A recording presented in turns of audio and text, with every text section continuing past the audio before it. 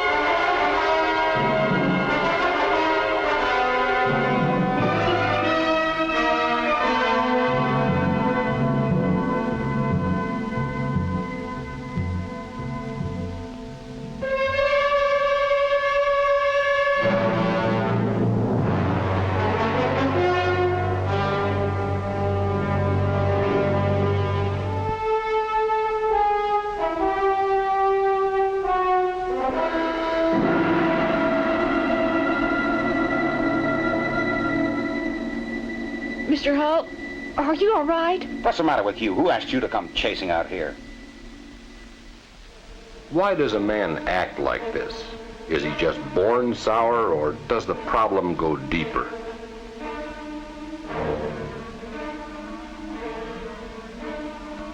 Where Steve Hull's concerned, those aren't the easiest questions in the world to answer, because Steve's got more than one side. He's not always a grouch and a sourpuss. Does a man good sometimes to have to type his own reports? When a gal's got a cold, she belongs home in bed. Steve's a sharp boy with an idea. He saved the firm a lot of money on the Cosgrove process. That certainly didn't do him any harm with Mr. Winston. When the first tally showed a loss, he went over the figures himself at night till he found the error. Responsibility? On his own hook after that tally flub, Steve changed the whole cross-check routine. Brother, did Mr. Carver ever burn that day.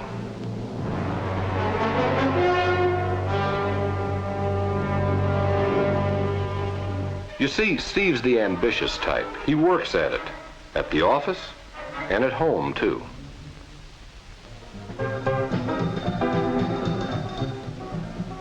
Lately, he's made friends with Lester Glines over at Arrow. A contact like that may get him a higher paying job.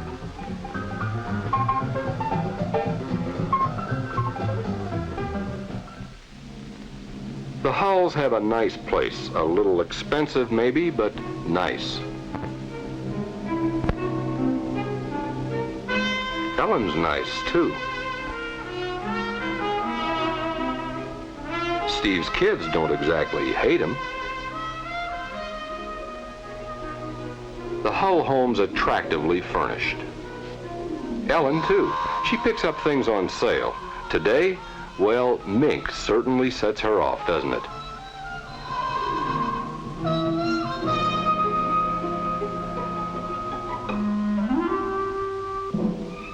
Paying for it may take a little doing, of course.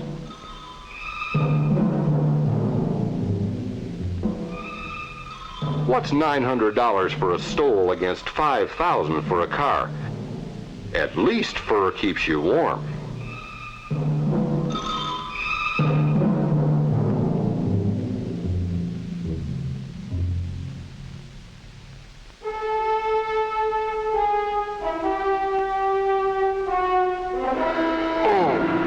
Oh, those rowels, they tie knots in a man's gut.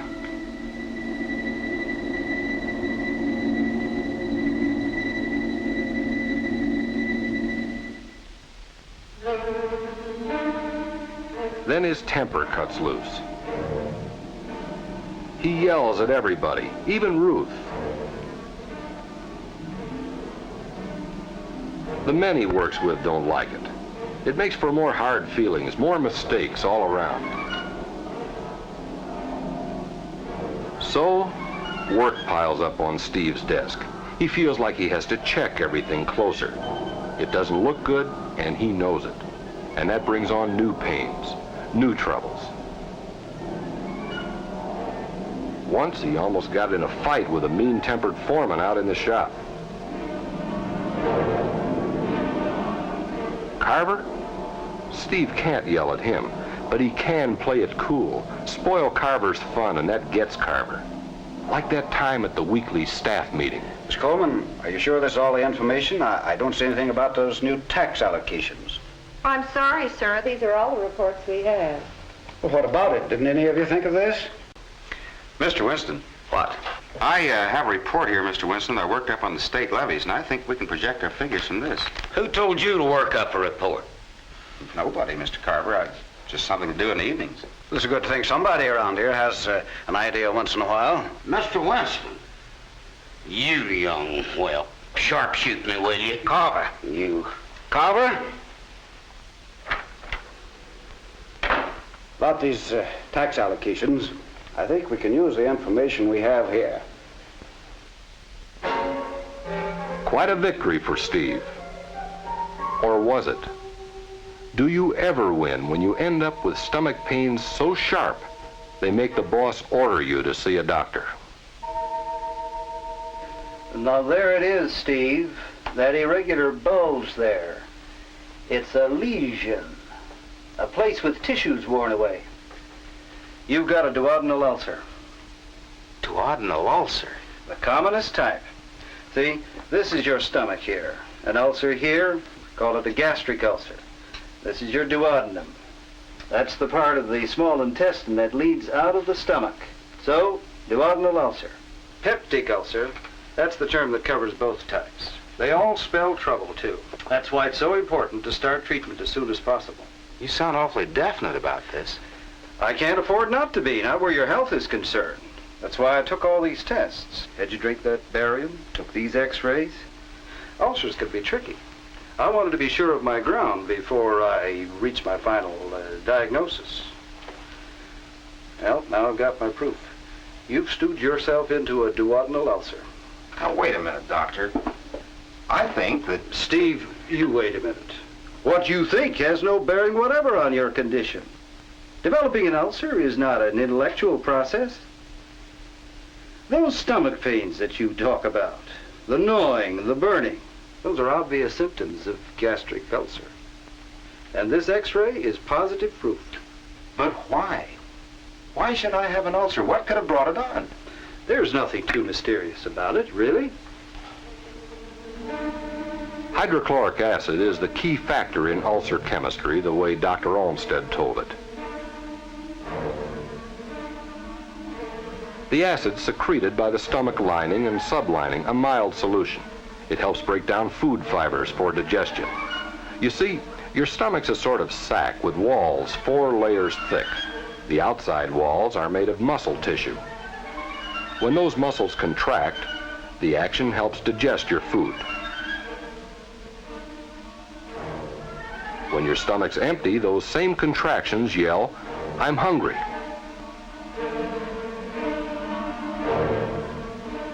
The message goes to your brain, and automatically an answer comes down the vagus nerve, tells your stomach to get ready for dinner. Gastric juice flows from the stomach lining, a juice that's compounded of dilute hydrochloric acid, pepsin, and renin.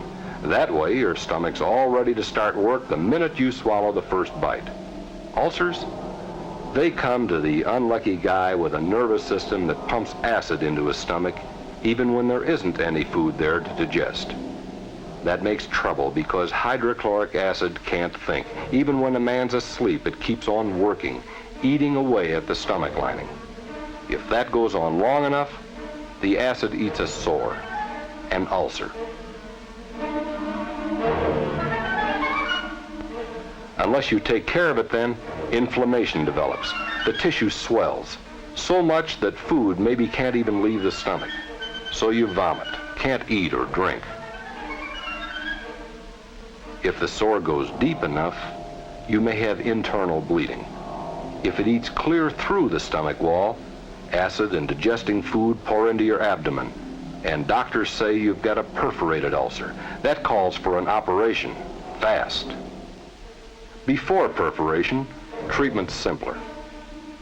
It helps not to let your stomach stay empty. Get the kind of food and medication that helps relax it and takes the bite out of the acid. Various drugs and sedatives can calm down the vagus nerve so it doesn't keep crying for gastric juice. Another way to get the same result is to cut off that branch of the vagus nerve that ties into the stomach. But no matter what you do about it or how you look at it, an ulcer never is a thing to ignore. It's one of the commonest causes of death and time lost from work among chronic diseases. Well, okay, you're the doctor. I guess I can gag down pills and live on a diet if I have to. I wish that were all there was to it. What do you mean? You forget the medical end of it. I'll take care of that. What I want you to do is to work on your attitude. My attitude? That's right. Ulcers breed on the wrong kind of feelings. But you said what I think doesn't have anything to do with ulcers. I'm talking about feelings, not thinking. Not logic, emotions. Wait a minute, you're running that by again. Well, now put it this way. A man with an ulcer is a man who's been trained to eat his way out of trouble. What'd you say, to eat? Oh, now wait a minute. What I mean is way back someplace, when he was a child, a baby even, he got into the habit of reaching for food, eating whenever anything upset him. This builds into what a psychologist calls a conditioned reflex. Eating starts the gastric juices flowing, but our boy eats whenever he gets into trouble. Finally, he gets to the point where trouble automatically signals his stomach to start squirting acid, whether there's anything to eat or not. I don't know if I'll buy that. You will once you think it through. And then this attitude business. Well, call it feeling if you like, the way you feel about people. What's wrong with the way I feel about people? If you're like most ulcer patients, you care too much what people think. You're not really sure that they like you. So you're always worrying about things such as whether they're going to sneer at you or slap you down. It keeps you on tense and on edge all the time. Every little upset pumps more hydrochloric acid into the stomach to eat holes in the lining. Now, wait a minute. Only a jerk would act like that. A complete idiot. Now, jerk's hardly the word for it. A man doesn't plan to have an ulcer. He may not even know that he's not sure of himself and pushing too hard to make up for it. That still spells jerk to me, and I don't like it. Only a complete idiot would act that way. Well, maybe that's why 47% of those who have an ulcer once develop them a second time. And maybe it isn't. I'm paying you for medicine, not a bunch of crazy theories. Hull, for heaven's sake, stop pushing. Stop thinking I'm against you. Now look, Steve, I'm your doctor, remember? Your friend. You're only cutting your own throat when you act this way. You've got to face up to reality. You've got to be honest with yourself about the way you feel about things. Finding a new doctor sounds like a better answer to me.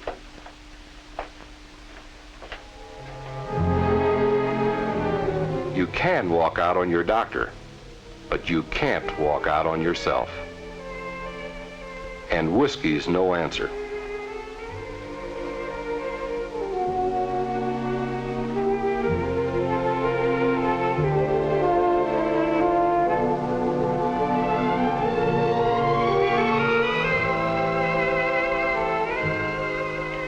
Well, a man's got to go home and face the music sometime.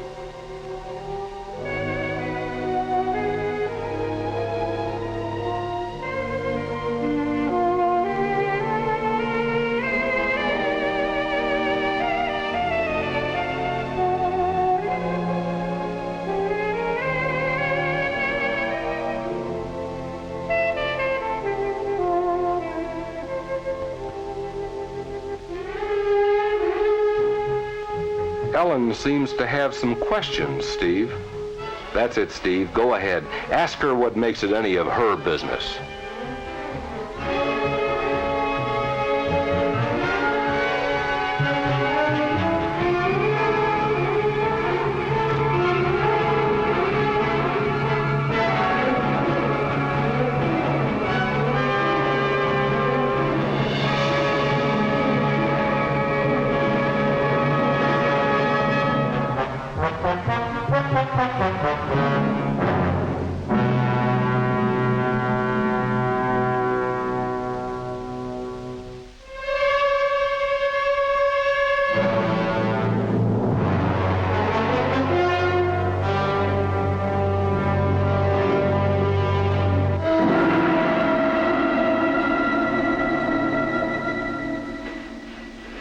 I wish I had the right words for you two, but I guess you're the kind that has to make up your own.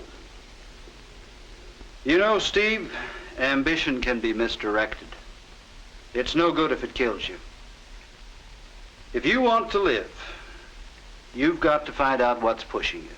Do something about it. Ellen, remember one thing. Most cases I see, it takes two to breed an ulcer. And widows are a drug on the market.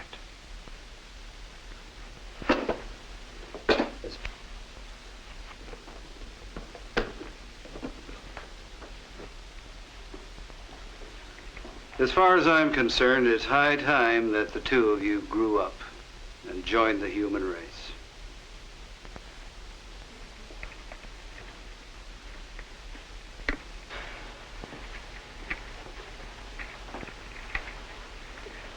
What do you think you're doing? I'm going to take this fur back. Do you mind? I certainly do. Fowler-offs aren't going to give you a refund on a special. They'll give me a refund. I said forget it. No wife of mine is going to beg favors from anybody. Steve. What? Steve, I don't care about begging. I don't care about anything. Not if you'll just get well. Steve, don't you understand? I love you. Steve, without you, that means so. Do you think it really matters to me? I wouldn't care if we were still living in that slummy flat at Jackson. Try to forgive me. Steve, I love you. Remember, I'm your wife. I love you. Oh, Ellen, don't ever let me forget that. And don't ever leave me. Getting rid of an ulcer is not the easiest thing in the world, or the cheapest. But a man can do it if he takes the time and trouble. Takes his medicine, too. Literally. There's milk to drink instead of bourbon. You learn to dodge fights, too. No more sniping at Carver.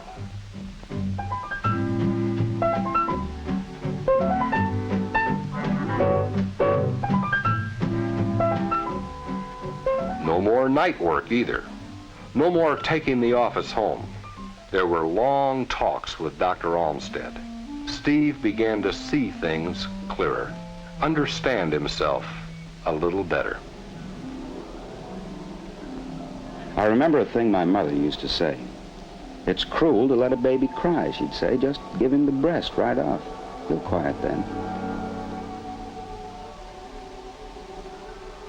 Mom was that way. Let me come home crying over something and she'd give me candy every time. Now, Dad hit it from a different angle. Dinner was always the time he picked to bawl me out. Mom? Oh, sure, she could be mean. I remember sometimes I'd wonder if she really did love me. Like that time she gave me the chocolate bar and then slammed the door on me because some of the chocolate got smeared on the couch. That door slamming routine, you know, I hadn't thought about it, but it's always upset me. Miss Poynitz was another one. I'd worked hard on those problems, but somehow I got fouled up. and she swore I hadn't studied. That fathead coach of ours shutting me out of the locker room just because I missed that curve.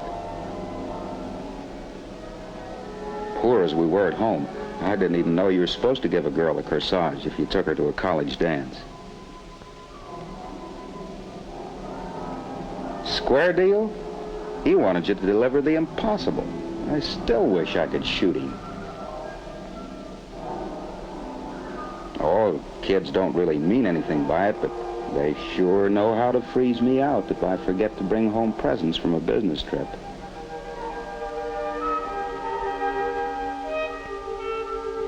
Does a man really have to buy love, pay cash for it? Isn't there any way to win success except by pushing, driving, acting like a machine instead of a human being? Those were the questions Steve had to ask himself, because little by little, he began to see that he'd lived according to his own private ground rules, that he'd taken a lot of things for granted that maybe just weren't true. Dr. Olmsted claimed a man could find happiness just by being honest, being self, letting people like him the way he is instead of always trying to promote and scramble higher up the ladder. But words are one thing, life's another. So Steve found his real answers on the job, right where he worked. The clerks he found do better when somebody isn't always yelling at them.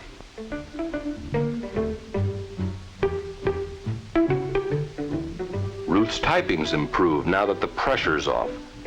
And the other day, Steve found she'd turned down a transfer.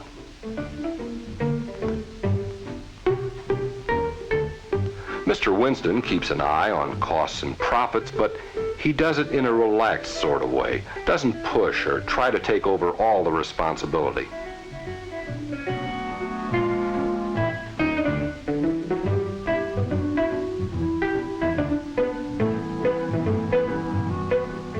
That's right. You're asking for an ulcer when you let work lap over onto your lunch hour.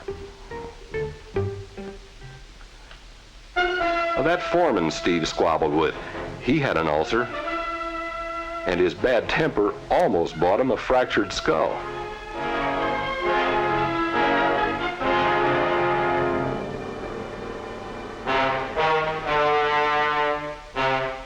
Spoiled work goes up when there's hate in the shop. Absent time, too. Some men quit. Others just develop ulcers of their own. Production, down, down, down. Finally, Steve began to realize that the aggressive ulcer case isn't just hurting himself. He's also bringing trouble and pressure to dozens of other people. Like Carver, it turned out he had an ulcer, had had for years, but was too proud to admit it. Too late to admit it now. It hit Steve hard. He was even glad when Mr. Winston named Mr. Yoakum to fill Carver's job. He could see now that he needed more experience himself before he took on that much responsibility. He held off on the job at Arrow, too, not because he was scared, but because he wanted to be sure he made the right choice, the mature choice. Things eased up at home. Now that he takes time for the kids, presents don't seem to matter quite so much. Ellen? Why, Ellen's decided life can be worth living even without a mink stole. But the real payoff, the final test, came late the other afternoon down at the office. Night, Mr. Hall. See you tomorrow. Good night.